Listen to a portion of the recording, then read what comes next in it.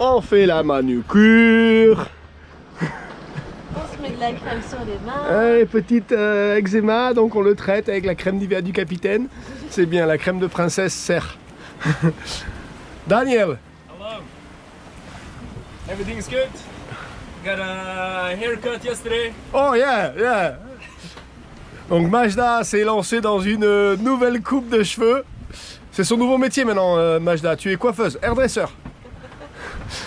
Tu peux nous en parler, Majda, de ton feedback? J'ai commencé à faire une coupe mulet et ça n'a pas plu. Une coupe quoi? Mulet. Une coupe mulet. Comment on dit mulet en anglais? Donkey? She started to make you not really a donkey cat, but it didn't work. But there is something wrong, you know. Il y a quelque chose qui va pas là.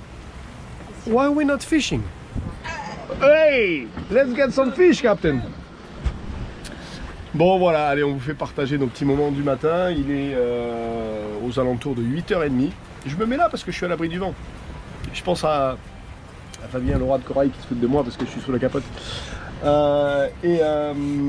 Donc direction Carthagène, on a un créneau de vent. Ça va pousser dans les heures à venir, donc ça va nous permettre de tester un peu le bateau, voir ce qu'il vaut dans 3-4 mètres de creux, si c'est bien annoncé, et 25 à 30 nœuds de vent. Donc on va pouvoir voir comment il réagit et comment réagit le pilote.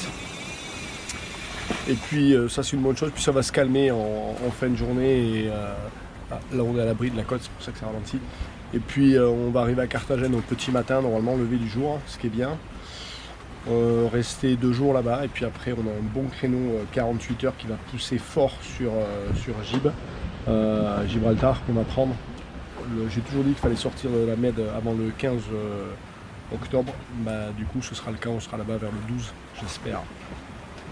Donc voilà pour les petites aventures. Majda a arrêté le café le matin, ça la rend malade. T'as mis le patch spécial anti-mal de mer, et puis voilà, elle se crème tranquillement comme une petite princesse. C'est le matin. Voilà les copains, allez, c'est tout ce qu'on avait à vous partager.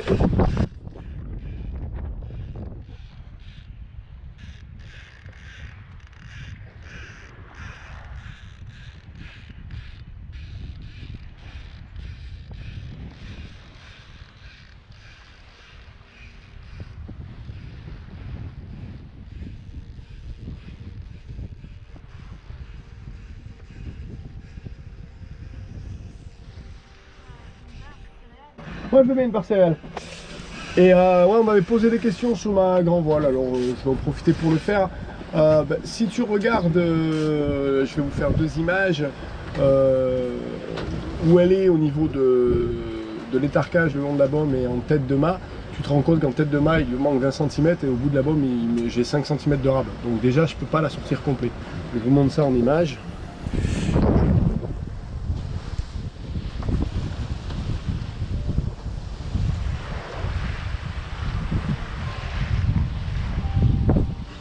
Donc déjà, je peux pas la sortir complet. Et là, elle est pas étarquée à fond. J'ai pas tiré dessus comme un mulet, vu qu'on est sur des bords de portant. C'est mieux de lui laisser un peu de creux. Donc ce qui veut dire que si en plus j'étarquais en bas un peu plus, je serais au bout de ma baume. Donc il y a 10 cm que j'arrive pas à sortir. Donc, je te laisse passer, machin. Et donc ça c'est pas super, hein, donc ça fait un sac. Bon là elle faceille pas parce qu'on est en plein portant. Mais auprès, c'est pas vraiment évident. Alors ça doit être une mauvaise coupe. Hein. Si il y a des voileux, des entreprises de voile qui nous regardent et qui ont envie de nous faire une voile bien taillée, et bien on leur en fera la promotion et on dira que ça marche bien. Pour le moment, c'est pas le cas. Bon, deuxième chose qu'elle n'a pas, celle-là, elle n'a pas de latte verticale. Souvent, les grands voiles sur enrouleur peuvent avoir des lattes verticales. Ça améliore un petit peu le shape. Après, ce que je pense, c'est qu'elle est un peu vieille aussi, donc ça aussi, la déformation avec le temps, ça arrive. Après, pour le moment, à ma grande surprise, il n'y a pas eu vraiment de sortie, de problème pour la sortir et la rentrée. Ça se passe relativement bien. Je suis tout à fait en adéquation avec ce qui a été dit sur le groupe Facebook il y a quelques gens qui disent qu'ils naviguent avec des voiles sur un rouleur avec leur compagne en équipage réduit. Et c'est vrai que si tu mets bien la baume à 90 degrés par rapport à ton mât et que tu t'enroules ou tu donnes à la vitesse où tu reprends sur le bout de baume, ben ça fait pas de pli et ça s'enroule et ça se sort plutôt relativement bien. Donc là-dessus, un bon pouce vers le haut, hein, on peut dire que c'est pas mal. J'ai pas trop, enfin on arrive pour l'instant à la rentrer, à la sortir, même quand on n'est pas vent debout. Mais j'ai pas trop joué avec ça puisque bon, je joue pas trop avec les trucs quand je les connais pas.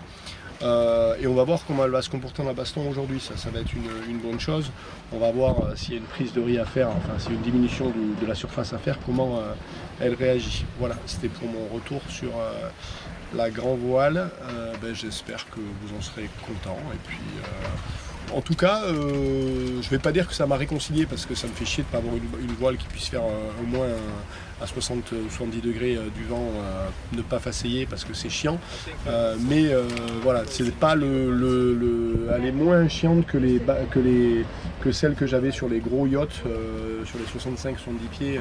J'étais beaucoup plus embêté avec les enrouleurs de grand voile, mais c'était hydraulique, alors on avait moins le contrôle dessus. C'est peut-être pour ça aussi là le fait d'être à la main, et surtout là c'est ouvert au-dessus, donc on voit bien ce qu'on fait, on a l'œil sur ce qu'on fait. Vous vous rappelez, j'ai fait une vidéo là-dessus disant que l'attention qu'on passe pas à aller en pied de map à prendre les riz, on a passé ici à regarder ce qu'on fait. Et c'est vrai que là, avec la vision directe, c'est plutôt pas mal. La capote ouverte, on voit ce qu'on fait et on voit bien l'enroulage. Si tu te mets au poste ici, voilà, le winch, donc mon piano est là, devant moi. Et c'est vrai que dès que tu lèves les yeux, bam, t'as l'enrouleur, tu vois le pied de l'enrouleur de suite et tu vois ta grand voile, donc ça aide. Bon allez, j'arrête avec le monologue, ça suffit. Hein, regardez Ibiza.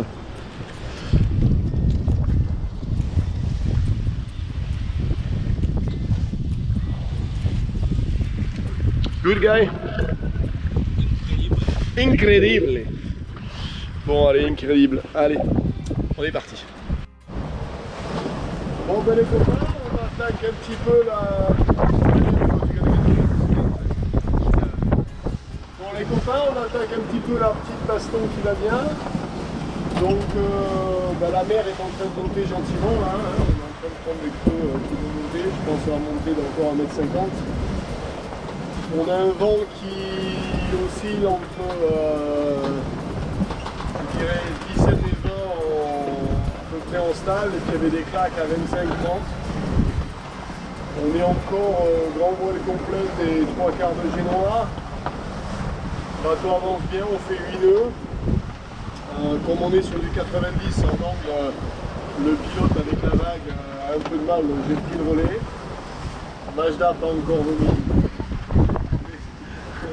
Daniel is ok pour les pants, hein, t'as mis le pantalon? Oui. Et puis voilà, je pense qu'on va avoir 3-4 heures de baston, donc ça va permettre de tester le truc. Et puis voilà, donc on est parti, on va le tester ce bateau.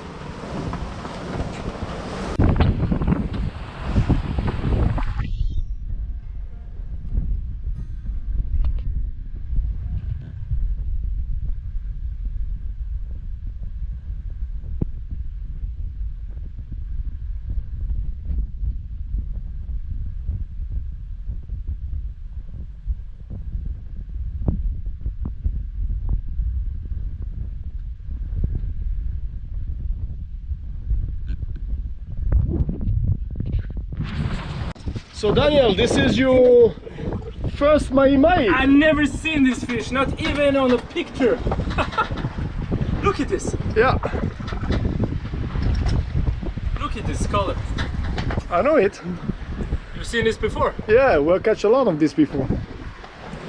Okay. The name is mahi-mahi. Mahi-mahi, so we gotta Mahi-mahi. kill it and prepare it, okay? Okay. Oh putain! Incredible.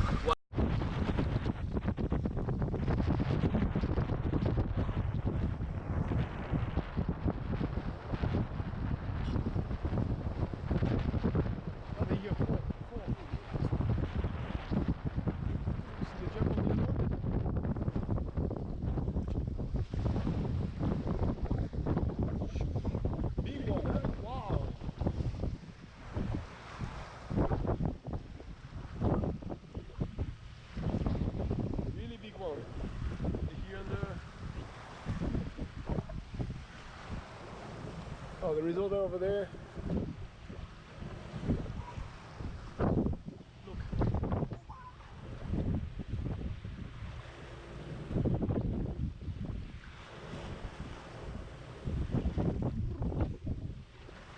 There's a lot.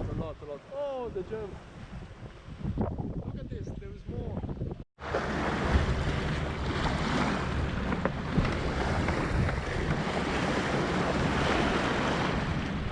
Bon, la belle Carthagène.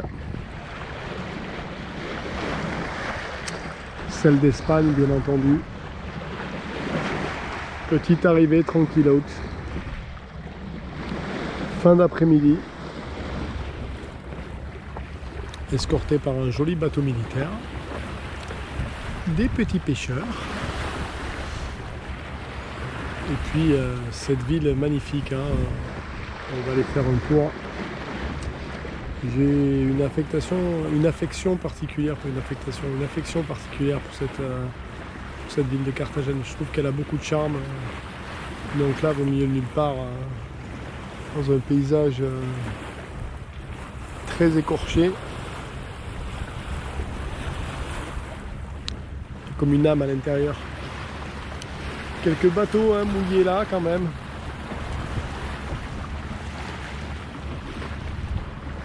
Et puis nous qui arrivons librement.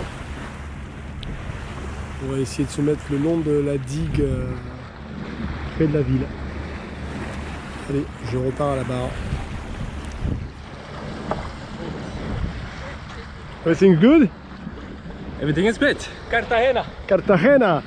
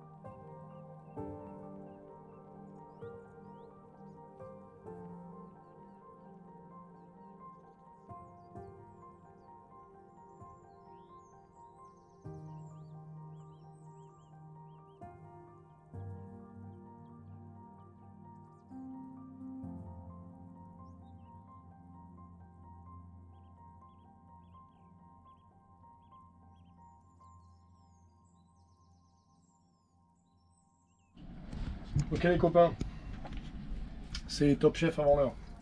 Allez, comment on prépare un mahi et on le filette? Première chose, la ligne transversale qui est là. I don't know if you see it. You see the line here? Oui. C'est la première attaque. Donc on prend cette ligne et on vient gentiment faire une découpe sur la ligne tout le long. Ici et là. Quand on a fait ça, on attaque la dorsale qui est là, par l'arrière en général. Donc on vient ici, on attrape la dorsale et on vient soulever le début du filet, comme ceci.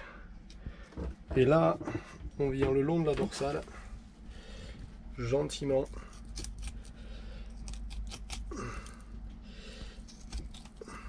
Vous pouvez voir que ça se filette comme un petit poisson, gentiment, sans trop avoir à forcer. Hop, on vient récupérer ici la coupe.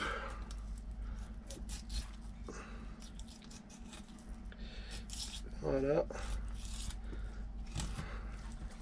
Ici, on récupère la coupe dans l'autre sens. Et voilà un magnifique filet de mahi. Et comme vous pouvez voir, on est le long des arêtes tout le long. Ici. Et là, il y a l'arête centrale. La partie basse est un peu plus complexe. Il faut savoir que ça, là, on ne va pas l'attaquer. Donc on le laisse. Moi, je le laisse. Vous n'êtes pas obligé. Ici, on va venir faire la même chose. Ici, il y a une arête le long, là, qu'on voit pas très bien, mais qui est là. Donc on va venir l'attaquer le long. Et le plus simple, c'est de partir d'ici. Donc on part de la partie qui est là. Et on vient attaquer en descendant. Donc on attaque d'ici. Et on attaque en descendant. Gentiment. Comme ceci.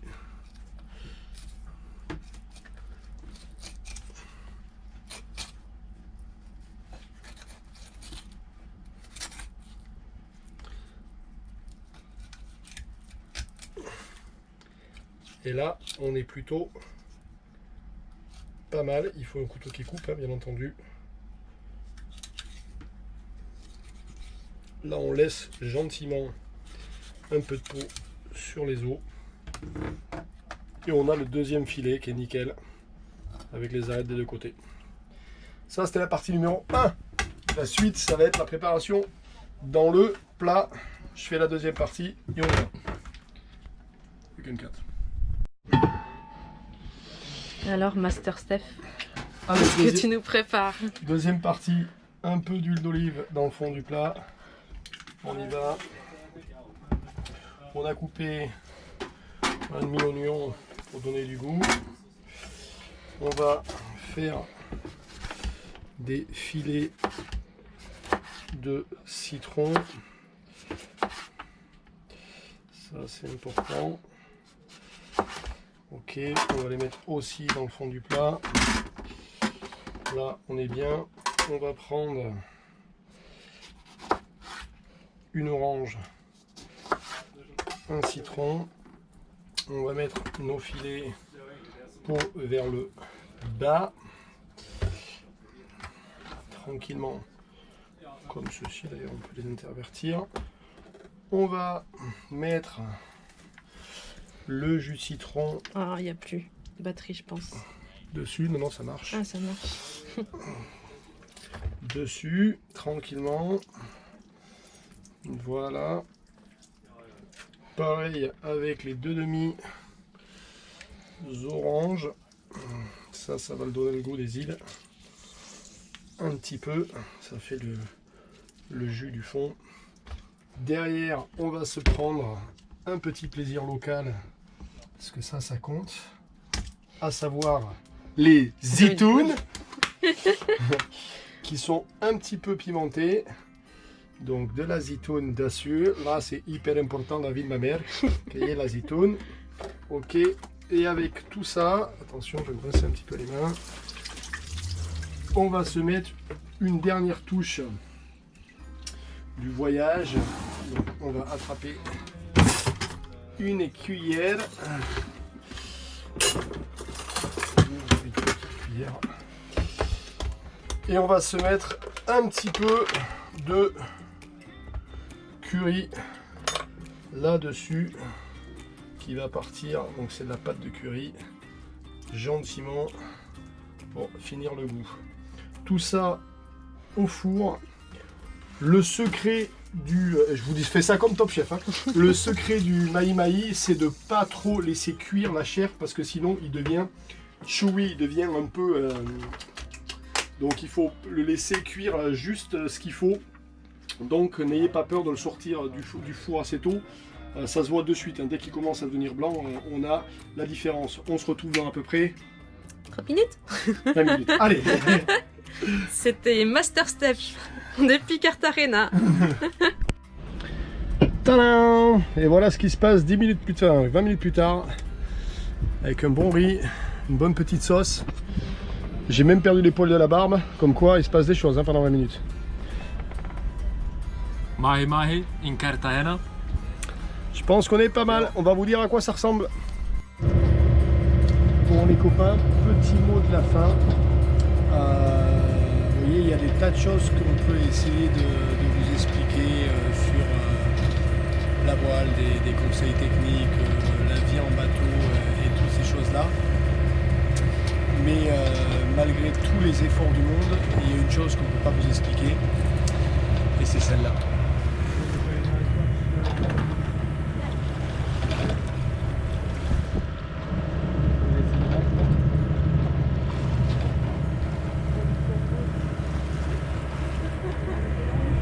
Ça ne s'explique pas, mais cela se vit.